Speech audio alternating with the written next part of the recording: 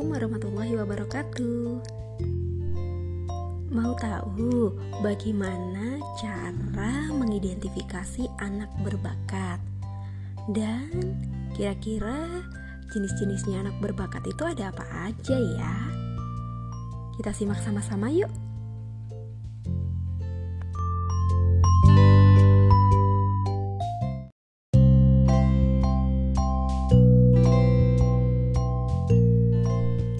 Sejauh ini, teknik identifikasi anak berbakat yang dapat dilakukan oleh sekolah ada dua cara.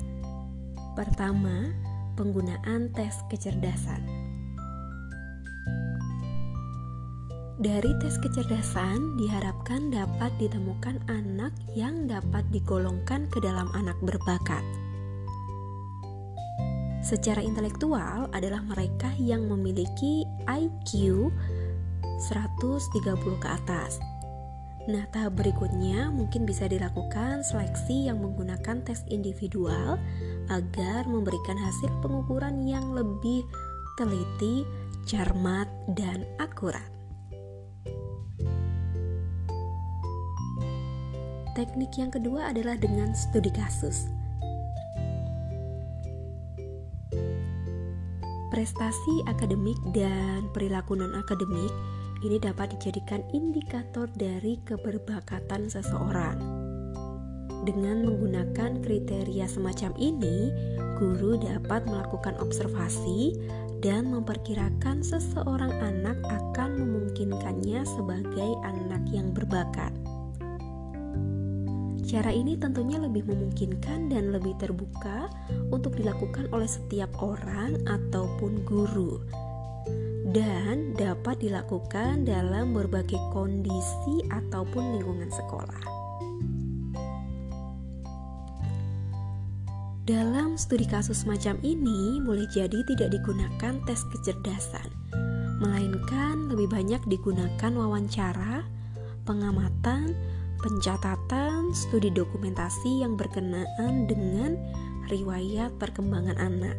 Jadi, orang tua ataupun guru atau sekolah sebelumnya, data-data dari orang tua, guru atau sekolah sebelumnya ini sangat penting bagi guru yang memang harus mendapatkan ini tadi, hasil studi dokumentasi ataupun rekam jejak dari si anak selama ini. Lalu jenis-jenisnya apa aja sih?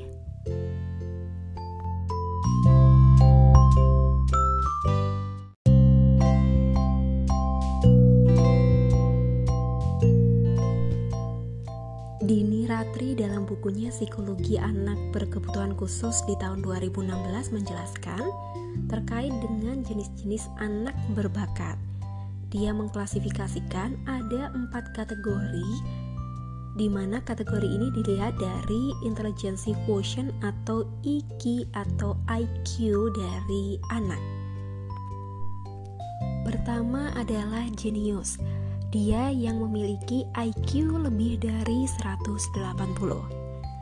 Anak dalam kelompok ini memiliki kecerdasan yang sangat luar biasa.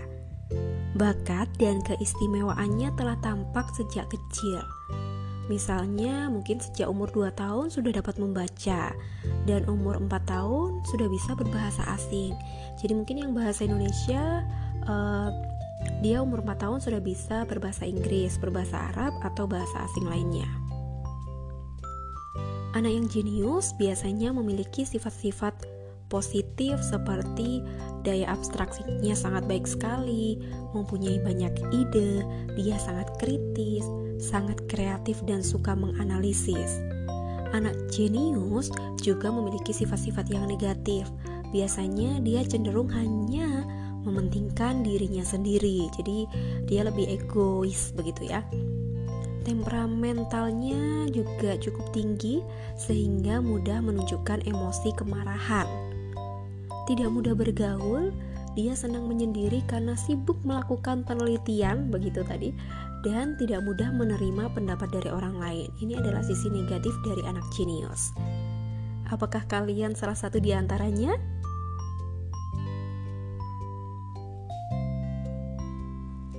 Yang kedua adalah gifted. Jadi memang ada pengelompokan sendiri.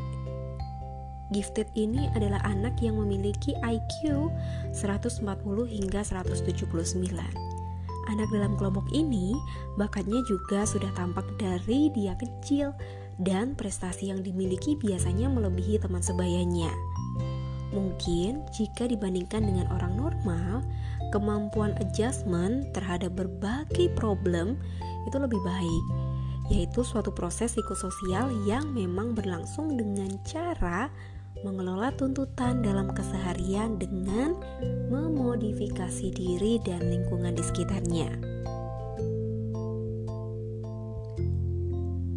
Anak gifted diantaranya memiliki karakteristik mempunyai perhatian terhadap sains, serba ingin tahu, imajinasinya kuat, senang membaca, dan senang akan koleksi sesuatu hal. Yang ketiga adalah sangat superior, anak yang memiliki IQ 130 hingga 139. Anak yang sangat superior ini umumnya tidak ada perbedaan yang mencolok dengan kelompok superior atau yang bawahnya. Jadi antara superior kategori yang keempat, anak dengan intelijensi 120 hingga 129, dan juga yang sangat superior dengan intelijensi 130 sampai 139, itu perbedaannya tidak cukup mencolok. Jadi kalau anak superior, anak dalam kelompok ini memiliki prestasi belajar yang cukup tinggi, dan secara umum memang anak dalam kelompok ini juga memiliki kemampuan yang tinggi jika dibandingkan dengan anak-anak pada umumnya. Makanya dikategorikan bahwa dia adalah anak yang berkebutuhan khusus karena kebutuhannya nggak sama dengan anak-anak sebayanya. Perbendaharaan bahasanya luas, cepat memahami dibandingkan dengan anak-anak yang termasuk kelompok pandai, begitu ya. Kesehatan dan ketahanan fisiknya pun lebih baik daripada anak-anak yang normal. Jadi ini adalah beberapa ciri-ciri dari anak yang superior. Ciri-cirinya antara lain mereka cakap dalam membaca dan berhitung.